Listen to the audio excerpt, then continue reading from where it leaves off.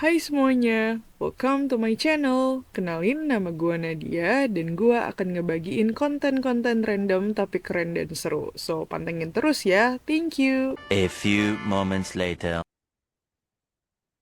Assalamualaikum warahmatullahi wabarakatuh.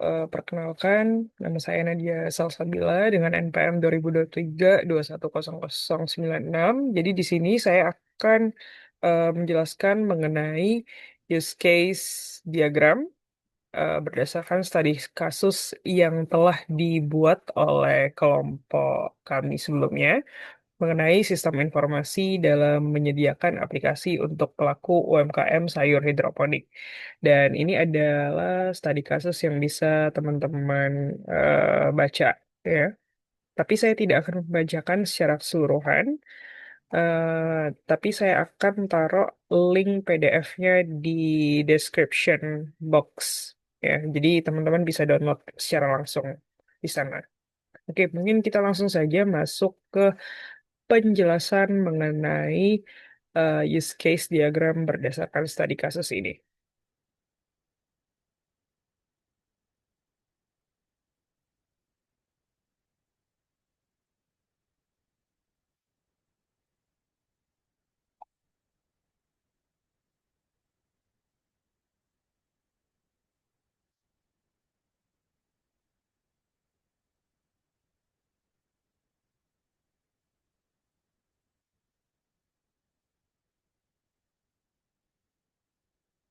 Oke, sebelumnya saya mau jelasin terlebih dahulu kalau misalkan tools yang saya pakai ini adalah Draw.io, ya. Tapi teman-teman semuanya bisa menyesuaikan dengan tools-tools lainnya yang menurut teman-teman jauh lebih gampang dan lebih familiar. Jadi menurut saya untuk buat UML ini mungkin sama aja kali ya toolsnya, tapi ada sedikit perbedaan aja dan itu disesuaikan saja dengan kebutuhan dan juga eh, familiar teman-teman terhadap tools tersebut. Dan kebetulan saya sering memakai Draw.io, jadi saya sudah familiar dengan Draw.io itu sendiri.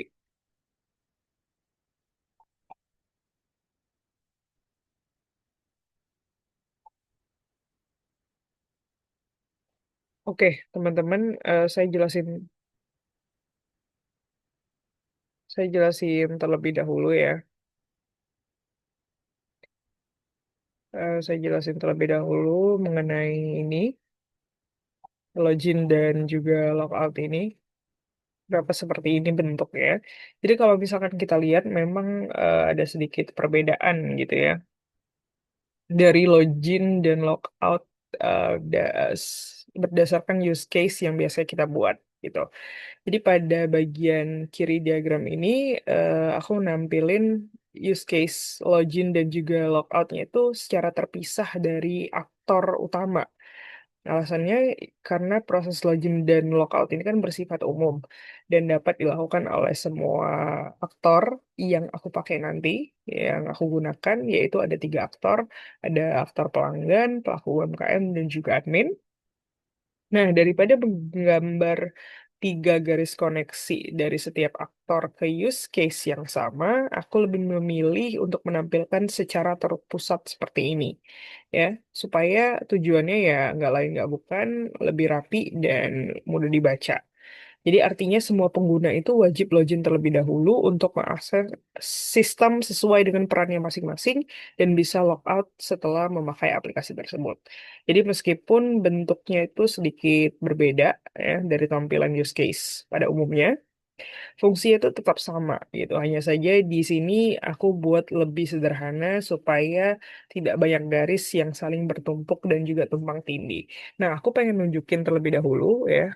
Kalau misalkan em, use case kalau berdasarkan dari eh, use case yang biasa kita buat gitu, bentuknya seperti apa, contohnya supaya ada bayangan dari teman-teman semuanya, oke?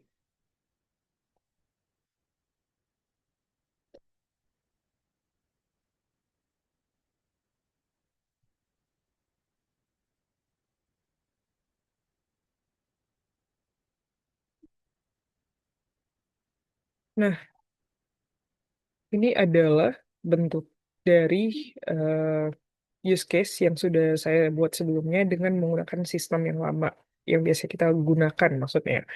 Ada ketiga aktor utama ya. Dan di sini bisa dilihat garis dari adminnya itu memotong semua dari line pelanggan dan juga line logout pelanggan juga memotong semua dari proses admin. Dan ini kan membuat kebingungan dan juga membuat rumit ya. Dan bisa yang namanya membuat kesalahpahaman dari garis-garis ini dan kita melihatnya pun kurang rapi gitu. Jadi saya mengakalinya dengan cara seperti tadi gitu. Karena ya, seperti ini tuh terlihat terlalu ruwet gitu.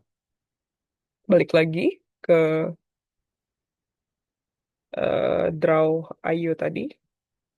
Oke, mungkin kita langsung saja kali ya. Kita akan mulai dari,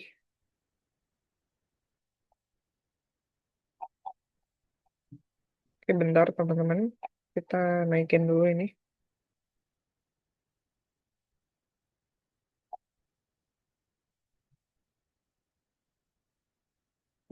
Sedikit lebih atas. Ini ada aktor. Pertama saya akan masukin aktornya yaitu pelanggan terlebih dahulu.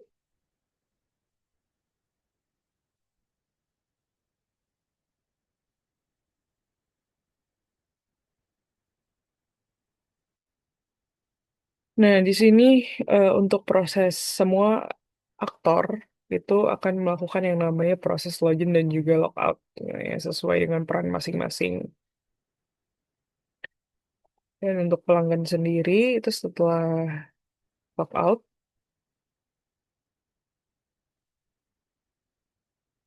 dia akan dapat melihat dari produk yang ditawarkan di sistem atau produk yang dijual di sistem.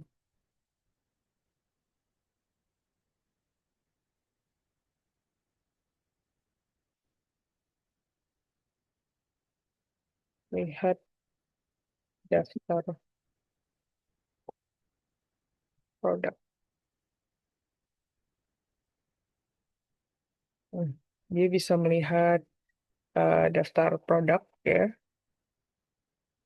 Jadi pada saat pelanggan itu masuk ke login, dia bisa melihat daftar produk apa aja yang dijual berdasarkan masing-masing dari pelaku UMKM yang ada di sistem tersebut gitu. Jadi dia bisa melihat sayur-sayur apa aja yang dijual gitu, mungkin paket-paket apa aja yang bisa dijual, yang dijual di sistem tersebut. Jadi dia bisa melihat daftar-daftarnya.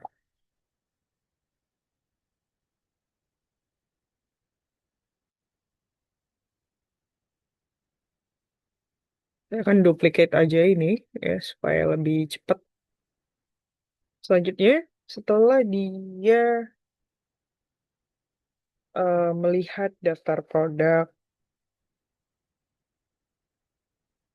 setelah dia melihat daftar produk apa aja, dia juga bisa yang namanya menambahkan ke keranjang gitu sesuai dengan produk-produk apa yang sudah dia pilih. Misalnya, eh, kalau misalkan dia memilih produk lebih dari satu, ya, kalau dan tidak ada tambah ke keranjang ini, maka bisa jadi dia harus melakukan secara satu persatu untuk proses checkout-nya. Dan itu sangat memakan waktu dan juga yang pastinya tidak efisien. Nah, dengan adanya keranjang ini, dia bisa menambahkan produk apa aja yang pengen dia tambahkan. Ya, setelah sudah dikumpul di keranjang ini, dia bisa melakukan check out sekaligus gitu, tanpa harus satu persatu secara manual gitu, teman-teman. Selanjutnya adalah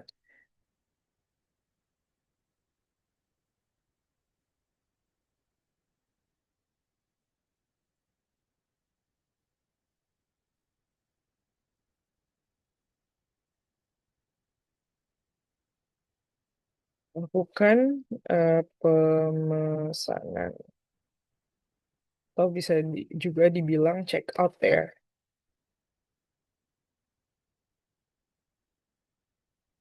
Nah, untuk check out sendiri, saya akan memasukkan yang namanya relasi include. Jadi, apa itu relasi include? Nanti akan saya jelaskan lebih lanjut setelah saya membuat relasi include untuk proses lakukan pemesanan check out. Saya akan memasukkan dua relasi include dilakukan pemesanan check out ini.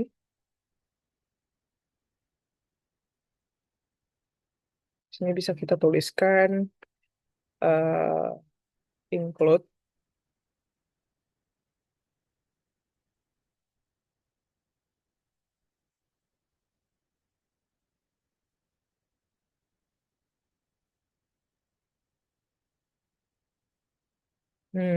Di sini bisa memasukkan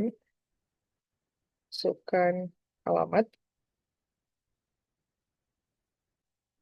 dan juga untuk satunya lagi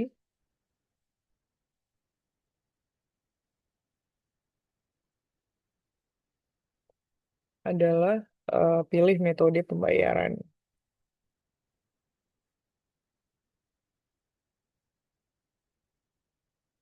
Oke, saya akan jelasin dulu ya, teman-teman, eh, dua relasi yang biasanya sering digunakan di use case diagram itu ada relasi include dan juga extend. Nah, untuk relasi include itu digunakan pada proses yang selalu dilakukan secara bersamaan.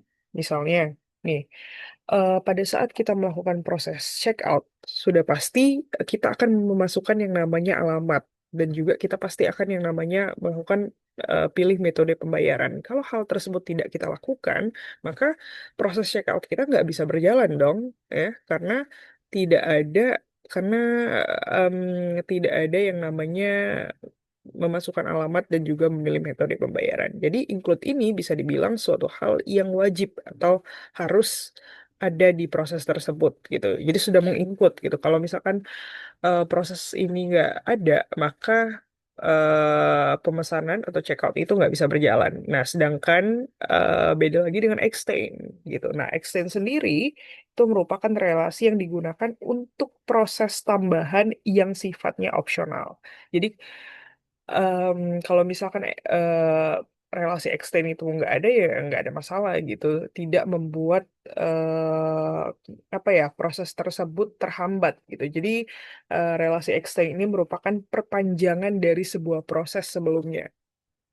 Nah, sedangkan include ini kan sifatnya wajib ya, sifatnya memang mau nggak mau harus ada gitu. Sedangkan extend tadi berkebalikannya yaitu sifatnya hanya bersifat opsional semata begitu, teman-teman. Oke, kita lanjut lagi. Setelah ini,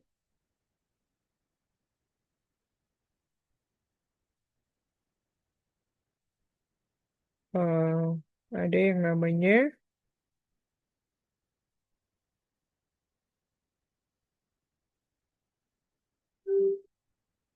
lihat status pemesanan. Sta-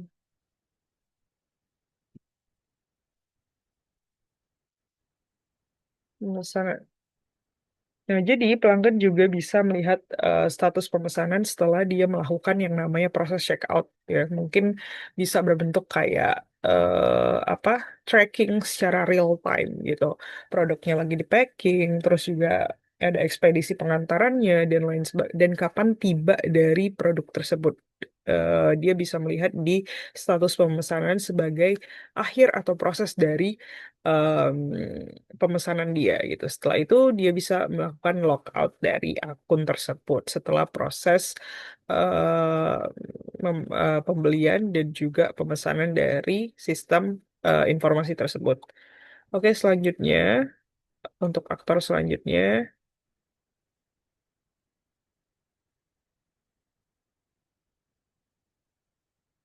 ada pelaku UMKM. Nah, jadi ya, jadi kan saya punya tiga aktor nih, pelanggan, pelaku UMKM, dan juga admin. Dan menurut saya tiga-tiga yang saya pakai ini adalah sifatnya primary. Jadi memang tanpa ada salah satu dari aktor ini, maka sistem tersebut bisa dibilang tidak bisa berjalan secara sempurna dan juga tidak bisa berjalan secara ideal gitu.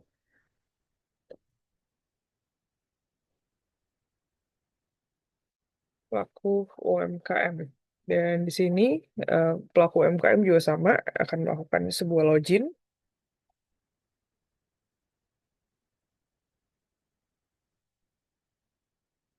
dan nantinya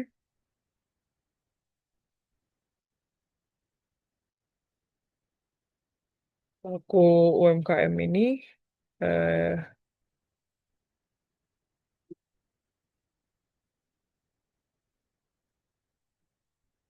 dia bisa mengelola profil usaha. Kita tahu bahwasanya admin memang masih menjadi tahta tertinggi ya dalam sistem informasi tersebut, dalam sistem informasi yang dibuat. Tapi pelaku UMKM juga bisa memiliki akses untuk mengelola profil usahanya sendiri. Contoh nih, misal bisa jadi supaya untuk menarik pelanggan, supaya bisa membuat dagangannya itu semakin banyak yang beli gitu ya. Dia pengen mengupgrade dari segi profil usahanya. Dan dia bisa mengupgrade dari segi gambar, deskripsi, dan lain sebagainya. Nah, itulah mengapa pelaku UMKM memiliki akses untuk mengelola profil usahanya sendiri gitu sebagai bagian dari improvisasi em, dan juga kreativitas dari masing-masing pelaku usaha begitu.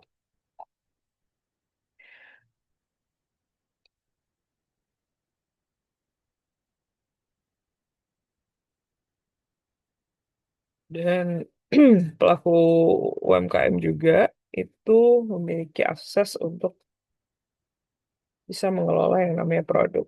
Dan ini juga saya akan menambahkan tiga include.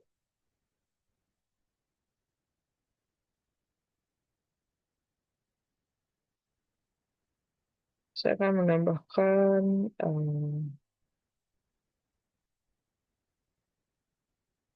tiga include ya sebagai sebagai hal yang memang harus ada di kelola produk ya, perpanjangan dari kelola produk. Yang pertama ada tambah produk,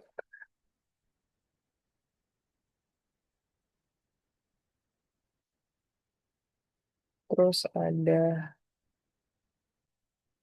edit produk,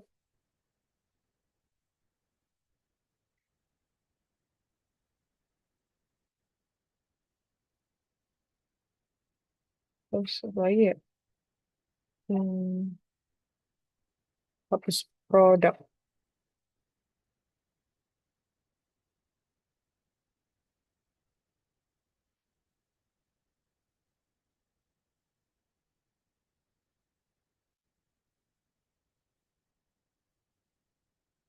ada hapus produk. Ya, jadi ketika kita mengelola produk, yang pastinya mengelola itu kan berarti memproses, mengubah, menambahkan. Ya, kalau kalau misalkan tidak menambahkan, tidak mengedit, dan tidak menghapus, berarti itu namanya bukan mengelola produk. Jadi itulah kenapa tambah, edit, dan hapus ini menjadi include ya, relasi include, termasuk ke dalam relasi include dari kelola produk itu sendiri. Terus selanjutnya ada yang namanya lihat pesanan masuk.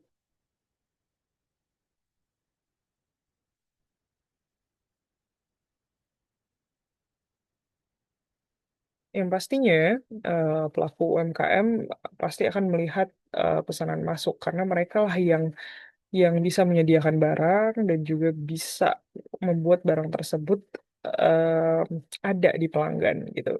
Jadi ini termasuk proses yang penting ya, yang sangat penting untuk lihat pesanan masuk ini. Jadi mereka nanti akan mendapatkan sebuah notifikasi dari aplikasi atau sistem informasi tersebut ya untuk diproses lebih lanjut berdasarkan belanjaan-belanjaan yang sudah dilakukan oleh pelanggan itu sendiri. Oke, selanjutnya ada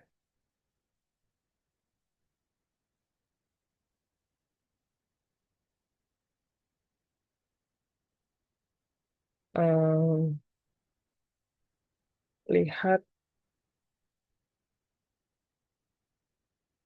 laporan penjualan.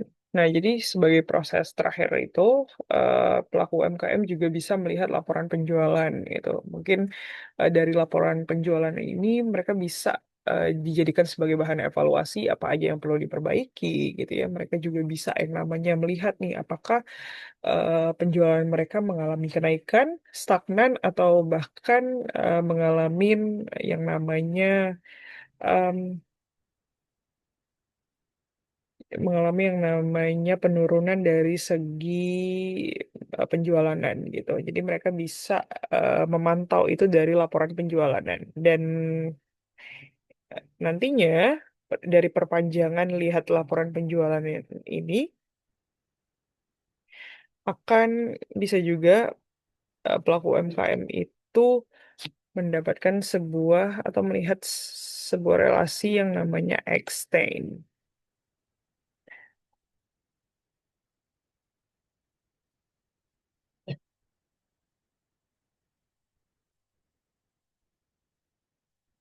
Jadi extend ini kalau misalkan dari laporan penjualan tersebut pelaku UMKM pengen mencetak laporan tersebut bisa gitu ya.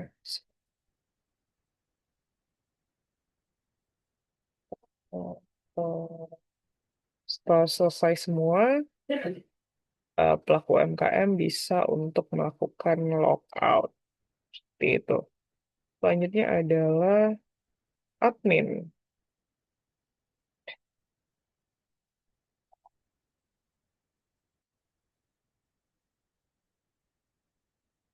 Nah, ini ada admin ya sebagai aktor terakhir.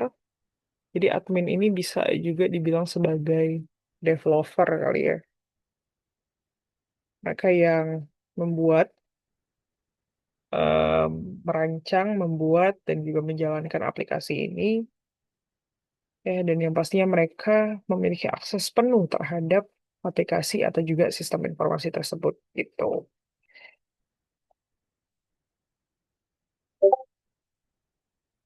Dan mereka juga melakukan sebuah login dan juga logout ya sesuai dengan role-nya yang sudah ditentukan. Dan ini eh, akan diawali dengan proses kelola data UMKM. Yang pastinya karena mereka yang seperti yang aku bahas sebelumnya, mereka memiliki akses penuh terhadap sistem ya. Berarti mereka bisa mengelola data UMKM, siapa aja yang mau bergabung terhadap aplikasi atau sistem ini, siapa aja yang mungkin pengen mundur dari sistem atau aplikasi ini dan lain sebagainya. Jadi mereka bisa mengelola data UMKM secara keseluruhan gitu, yang terintegrasi dengan database. Begitu juga mereka juga bisa yang namanya mengelola data pelanggan.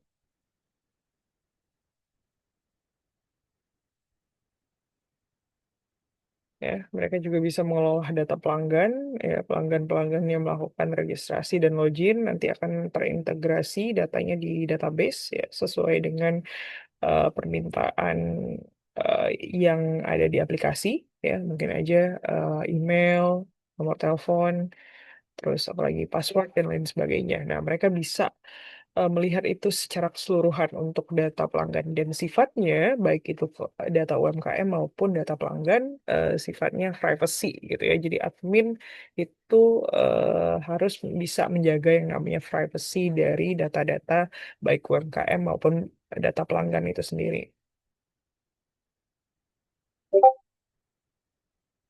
Selanjutnya,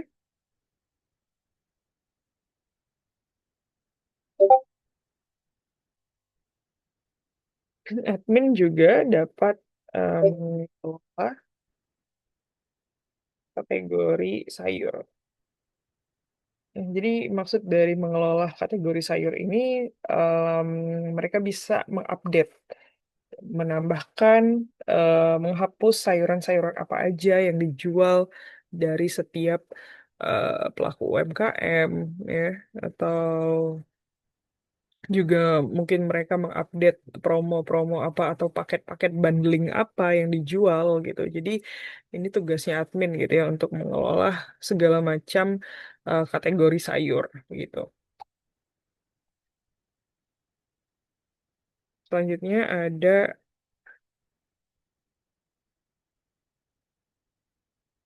yang namanya verifikasi.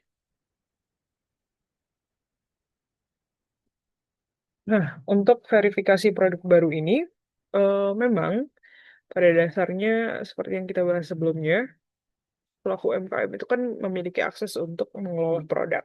Tapi perlu diverifikasi dulu oleh admin gitu. Jadi eh, walaupun pelaku UMKM ini memiliki akses tersebut, kalau misalkan memang tambahan dari produk mereka itu belum bisa menyesuaikan dengan standar yang sudah ditetapkan oleh aplikasi, oleh sistem informasi, maka produk mereka itu harus dipending terlebih dahulu gitu. Jadi harus melewati verifikasi admin dengan segala ketentuan yang sudah ditetapkan oleh sistem dan juga kesepakatan. Selanjutnya adalah eh,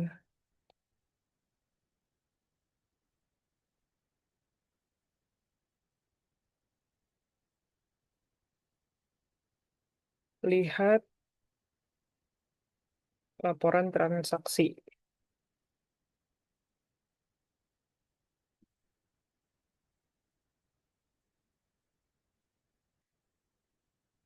Pastinya ini sangat penting sekali ya. Admin bisa melihat laporan transaksi dari sistem yang mereka buat ya, dari sistem yang mereka building, yang mereka rancang gitu ya. Apakah memang memberikan dampak signifikan, dampak yang oke untuk pelaku UMKM itu sendiri dan bagi mereka sebagai developer dari aplikasi tersebut atau sistem tersebut gitu. Dan mereka juga bisa yang namanya kalau misalkan mereka mau, mereka juga bisa cetak laporan gitu.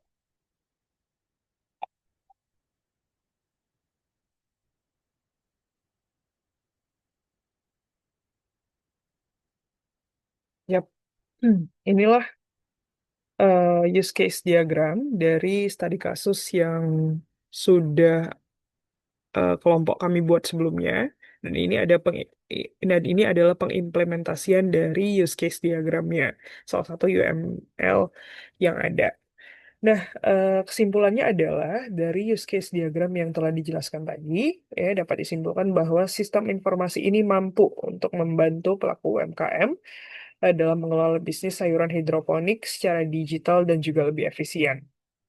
Setiap aktor memiliki peran masing-masing yang saling terhubung sehingga seluruh proses bisnis mulai dari penjualan hingga laporan transaksi dapat dilakukan di satu aplikasi. Ya. Tapi berdasarkan role masing-masing gitu. Dengan adanya sistem ini diharapkan pelaku UMKM dapat memperluas jangkauan pasar dan meningkatkan produktivitas usahanya itu sendiri dalam mendapatkan sebuah keuntungan dan juga ekspansi pasar yang lebih luas. Dan mungkin itulah penjelasan yang bisa aku lakukan mengenai use case pada sistem informasi untuk pelaku UMKM sayur hidroponik. Terima kasih buat teman-teman semuanya yang sudah menonton. Semoga penjelasan ini bisa bermanfaat dan bisa memberikan gambaran yang jelas tentang alur kerja dari use case diagram itu sendiri. Dan teman-teman bisa merasa sedikit terbantu dan terpecahkan ya, mungkin problem-problem yang selama ini mengenai use case diagram itu sendiri. Terima kasih buat teman-teman semuanya. Aku akhiri. Assalamualaikum warahmatullahi wabarakatuh.